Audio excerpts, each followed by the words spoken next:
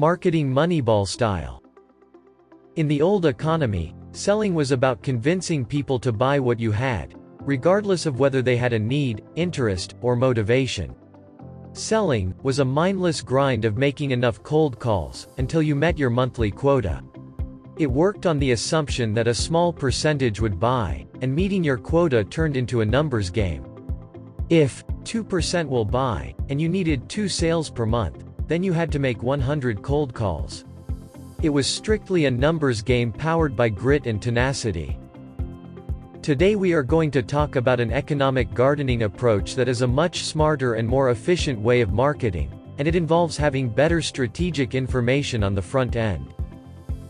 What a salesperson really wants is a list of people that closely match the profile of a perfect customer, and are in the market for our product, so they can make a warm sales call that will have a much higher degree of success. It is a strategy similar to the movie Moneyball, in which the general manager of the Oakland A's uses the statistics of each player to set a record 20-game win streak. The key is working smarter on the front end, using information, instead of working harder doing long days of pounding the pavement.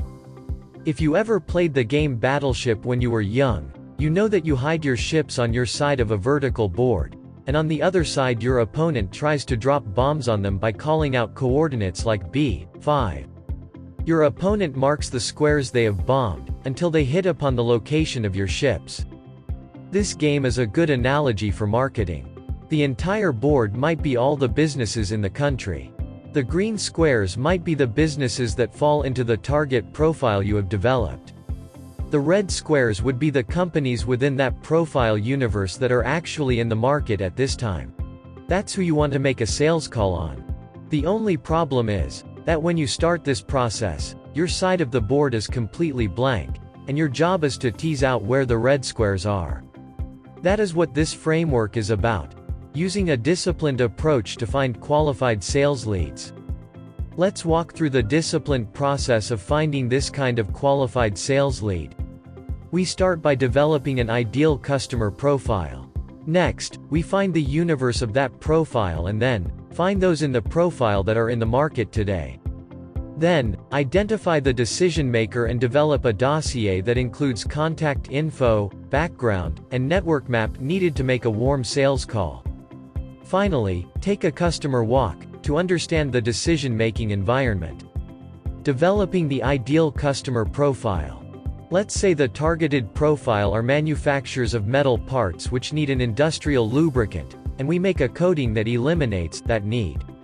Further, the target companies need to be in 7 Midwestern states, have revenues greater than $50 million, more than 100 employees and a growth rate exceeding 5% per year. That list is relatively easy to find in publicly available databases. The only problem is that on any given day, most of these companies are not in the market for our product or service. Determining who is in the market. First, there are a very small number of new entrants into the market. No one has any particular advantage with this group, and they have a high probability of buying. Second, there are those who are happy with their current vendors but are getting ready to upgrade. Obviously, the current vendors have the inside track.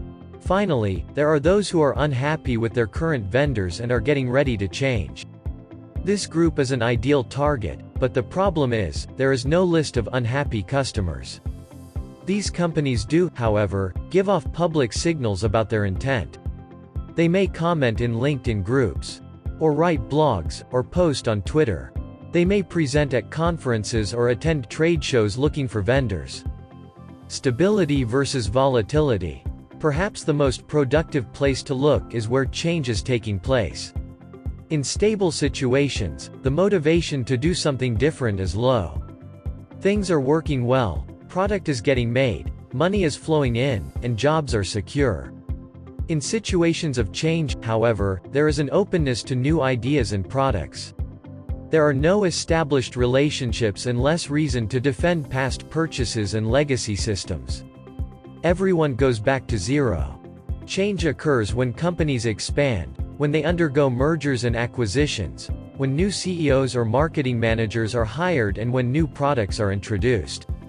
The simple act of watching job advertisements in a company could generate high-potential lists for sales calls. Developing a dossier for the sales call may consist of background research, using tools like data.com, LinkedIn, ZoomInfo, or exotic databases like association membership lists.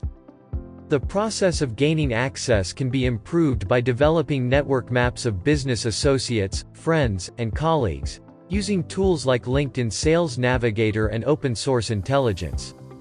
At this point, we are looking for influencers, watering holes, and potential people who can make a warm introduction. Customer walk. What is the decision-making environment? The final step before making the sales call is taking a customer walk and understanding the decision-making environment, trying to imagine what a day for the customer looks like and what are their motivations, constraints, rewards, and processes. Ultimately, the salesperson must make a business case. 1. Does the product or service increase income for their company? 2. Does it decrease their expenses? 3. Does it limit liability for the company? Obviously, finding the above information gets harder and harder as we work down through the levels. Finding companies in a profile is easy. It doesn't take very long to put together a list from public databases. Sorting that list down to who is in the market, who is the decision maker, and how to get access to them, requires higher level skills. We are not always successful in these areas, but these are the factors that separate a qualified sales lead from a cold call list. A cold call is just a name on a list. A qualified sales lead establishes the profile, determines the universe of that profile, prioritizes that list, determines who is in the market today, with some idea of what their ecosystem looks like, and a dossier for making a warm call. Making random cold calls is highly inefficient and expensive. Using information to eliminate the zero probability calls and to narrow in on the high probability calls, Moneyball style, is more efficient and more effective.